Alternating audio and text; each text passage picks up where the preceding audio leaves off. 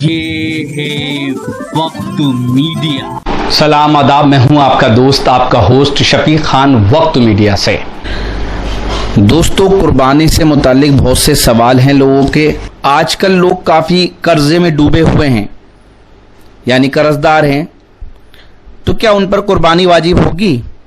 کچھ غریب لوگ بھی ایسے ہیں جو ہر سال تھوڑا تھوڑا پیسہ جمع کر کے قربانی کرتے ہیں۔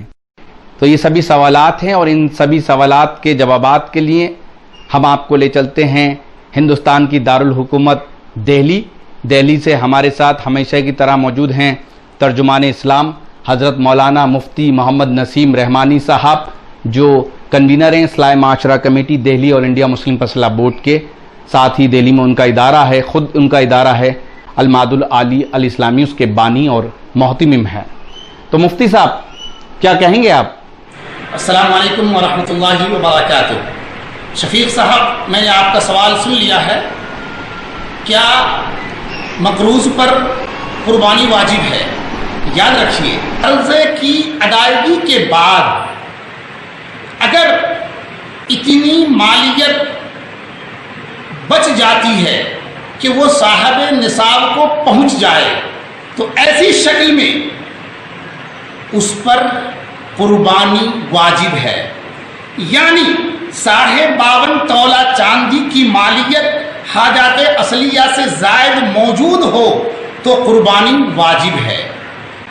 اور دوسرا سوال آپ نے یہ کیا تھا کہ کوئی صاحب نصاب نہیں ہے، غریب آدمی ہے اور تھوڑے تھوڑے پیسہ جمع کر کے وہ قربانی کرنا چاہتے ہیں، تو ان کا قربانی کرنا کیسا ہے؟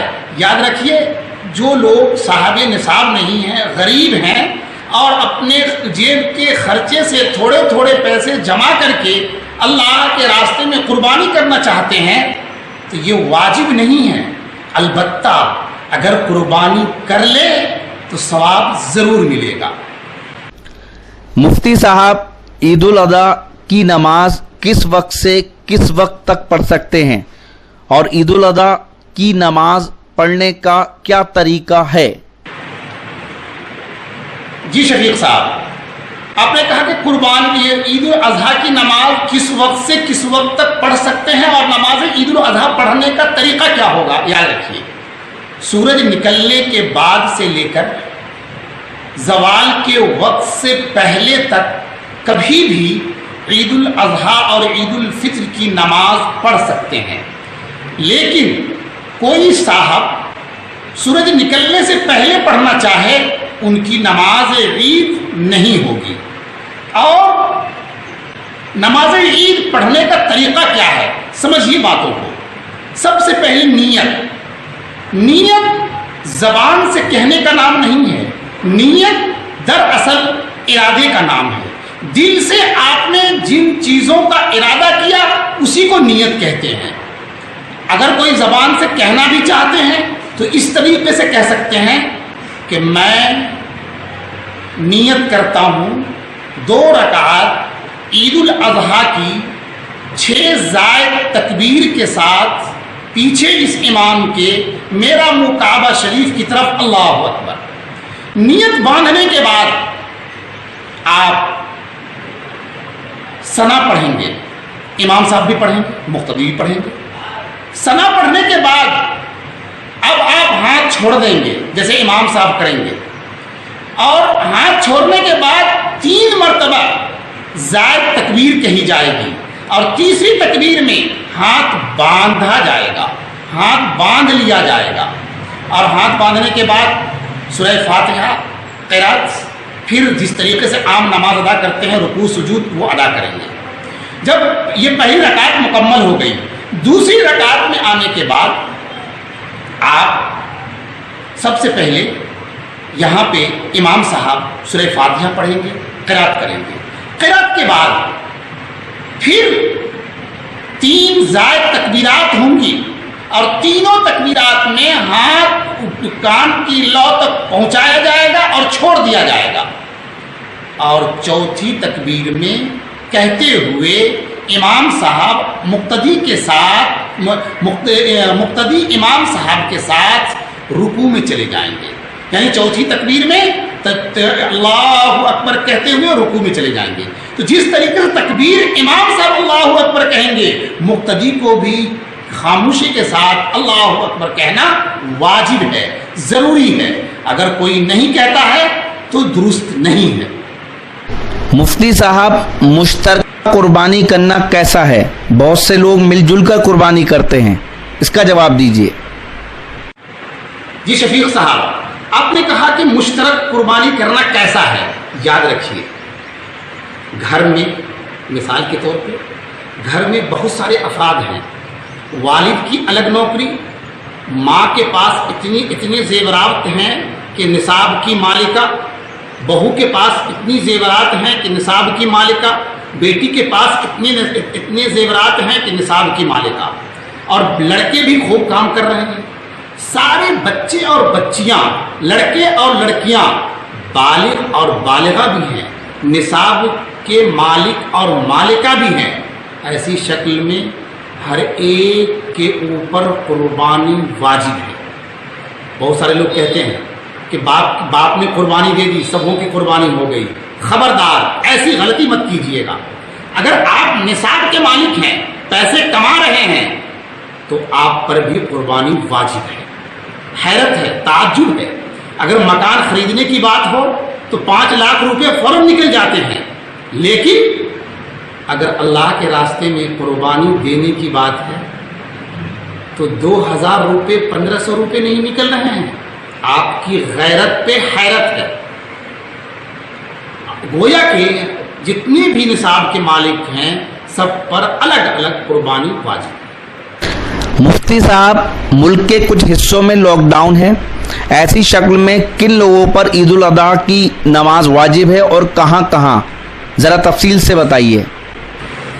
جی شفیق صاحب، آپ نے کہا کہ ملک کے کچھ حصوں میں لاک ڈاؤن ہے، گھر پہ رہنے کی پابندی ہے. کہیں پہ ہفتے میں 2 دن کا لاک ڈاؤن ہے، کہیں پہ پورے کے پورے مہینے لاک ڈاؤن ہے.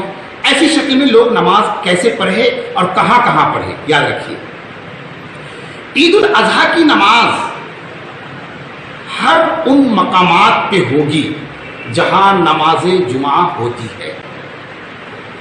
اور عید الاضحیٰ کی نماز کے لیے شرط ہے کم سے کم 3 مقتدی کا ہونا اور 1 امام صاحب کا ہونا، اور 3 مقتدی عاقل ہو، بالغ ہو، مرد ہو. تو ایسی شکل میں عید الاضحیٰ کی نماز وہاں پڑھ سکتے ہیں. اگر 4 آدمی نہیں ہے، 3 آدمی نہیں ہے، اس سے بھی کم ہے، تو ایسی شکل میں ہر آدمی الگ الگ اشراق کی نماز، چاشت کی نماز، نفل کی نماز پڑھ لیں. اللہ تعالیٰ عالم الغیب ہے، وہ آپ کے دلوں کے حال کو جان رہا ہے، ثواب ضرور دے گا.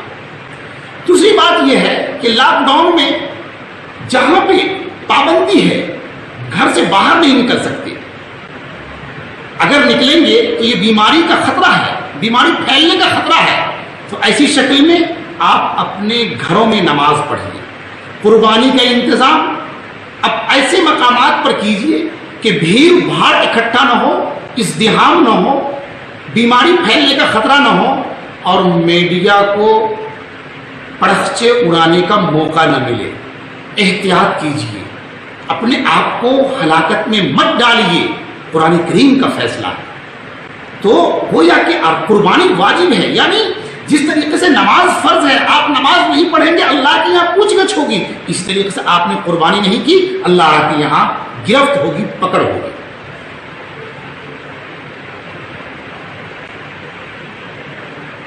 جی شفیق صاحب، آپ نے کہا کہ عید الاضحیٰ سے پہلے کیا قربانی دے سکتے ہیں. یاد رکھیے کہ وہ مقامات، وہ جگہیں جہاں پہ جہاں پہ عید کی نماز ہو رہی ہے، جمعہ کی نماز ہوتی ہے، ان مقامات پہ، ان قصبوں میں نماز عید سے پہلے قربانی نہیں دے سکتے، نماز عید کے بعد قربانی دیں گے. اور جن مقامات پہ جیسے کہ دیہات ہے، دیہات کے دور دراز سے لوگ آتے ہیں جامع مسجد میں نماز پڑھنے کے لیے، 3 کلومیٹر 2 کلومیٹر سے جامع مسجد آتے ہیں، تو 2 کلومیٹر کے فاصلے پر جہاں گاؤں ہے، جہاں جمعہ کی نماز نہیں ہوتی ہے، عید کی نماز نہیں ہوتی ہے، ان جگہوں پہ عید کی نماز سے پہلے فجر کی نماز کے بعد آپ قربانی کر سکتے ہیں، وہاں قربانی دے سکتے ہیں۔ اور عید الاضحیٰ اور عید الفطر میں فرق ہے۔ عید الاضحیٰ میں آپ نماز کے بعد افطار کریں گے، اور عید الفطر میں نماز سے پہلے افطار کریں گے۔ گویا کہ عید الاضحیٰ میں آپ جب تک کہ نماز نہیں پڑھ چکے ہیں اس وقت تک روزے کی حالت میں ہیں۔ عید الاضحیٰ کی نماز کے بعد آپ افطار کیجئے، عید الفطر میں پہلے ہی افطار کر لیجئے۔ اللہ تعالی ہم تمام لوگوں کو عید الاضحیٰ مبارک کرے۔ السلام علیکم ورحمۃ اللہ وبرکاتہ۔